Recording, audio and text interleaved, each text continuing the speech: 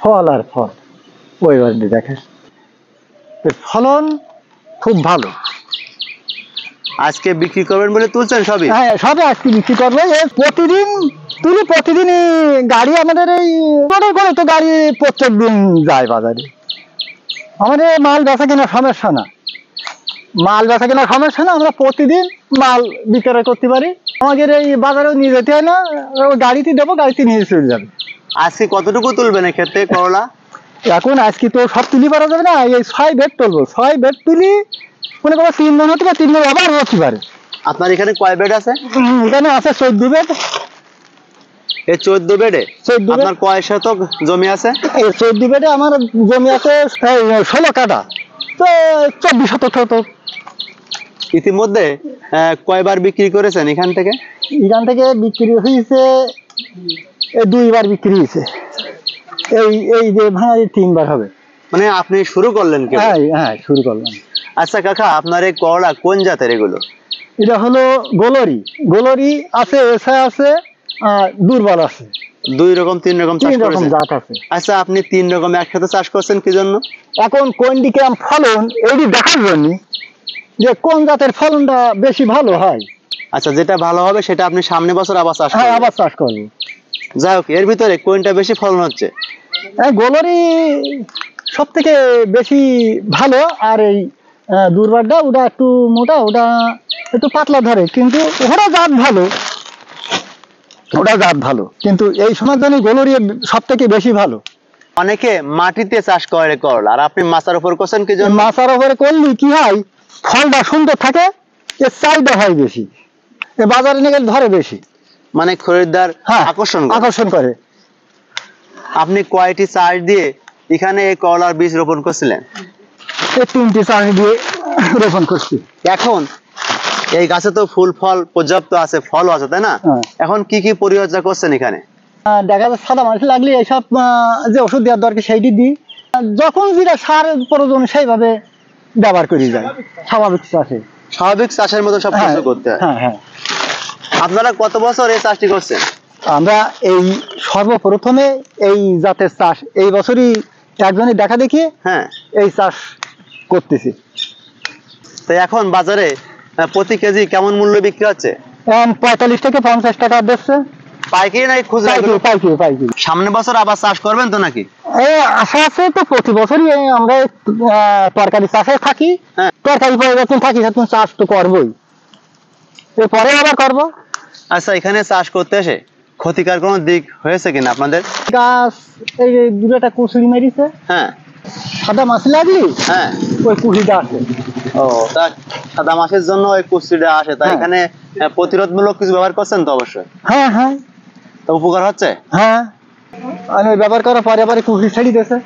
আপনার পিছনে তো অনেকগুলো করলা আপনি রেখে যাচ্ছেন দেখছি পিছনে, ওই তো ও করা মানে এখন একটু মোটা হবে, ওই যে করলাটা মোটা হবে, মানে মোটা মোটা গুলো তুলছে। হ্যাঁ, মোটা করে ছোটগুলো রেখে যাচ্ছে। হ্যাঁ, মনে করো যে এতে যে দেখো যেটা তোলার মতো হয়েছে, 3 দিন পরে আবার তুলবো। আচ্ছা, 3 দিন পরে আবার তুলে দেবো, তাহলে ওইটা আর একটু মোটা হয়ে যাবে, আমার এই ওয়াইটির দিকটা একটু বেশি হবে। আমার কাছে ওই যে ছোট তুললি আমার একটু ওয়াইটি কম হবে, ওজন কম হবে, কত কম হবে। এগুলো তো সবই এখন বাজারে নিয়ে যাবে? হ্যাঁ, সব এখন বাজারে নিয়ে যাবে। তা অন্যান্য তরিতরকারির তুলনায় করলার চাহিদা কেমন বাজারে? ভালো, করলার চাহিদা এখন একটু বেশি আছে। অন্যান্য তরকারির থেকে এখন একটু চাহিদা বেশি। এই যে মাসে কাজে ওই সব বাজারটা আনতে হবে না বাড়ি বেশি, এটা হলো ভুল কথা।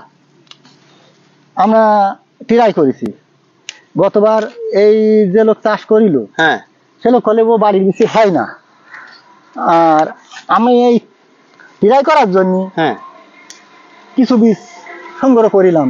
আপনার ক্ষেত থেকে? না, ওই সেই লোকের ক্ষেত থেকে। আচ্ছা, কষে ও হবে না বলে, আমাকে হবে না, আমি ট্রাই করার জন্য লাগাই থাকবো। হ্যাঁ, হবে কি হবে না, আমি তো পুরো জমি চাষ করতে হলে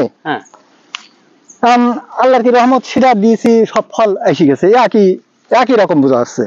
মানে আপনি ওই কাকার ক্ষেত থেকে কিছু বীজ সংগ্রহ করছিলেন, বাড়িতে নিজের ইচ্ছা মতন বা নিজের চিন্তা ধারণায় সেগুলো বীজ তৈরি করে চারাও তৈরি করছিলেন।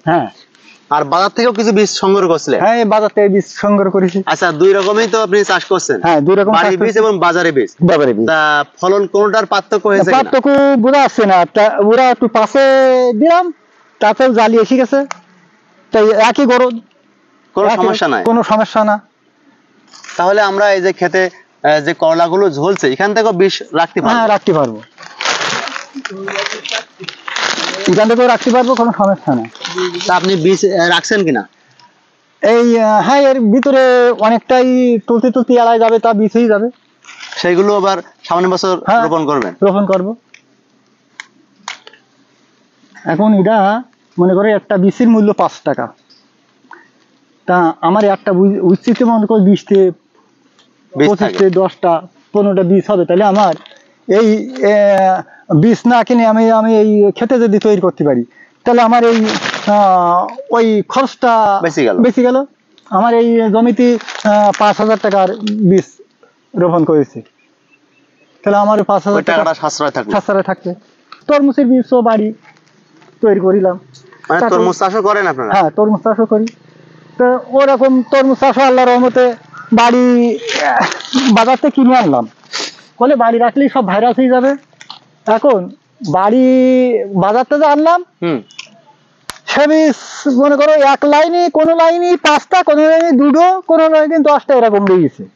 আর বাড়ির বীজ একটা লাইন, কারণ যে আমার মাটি যাই এক লাইনে যাক।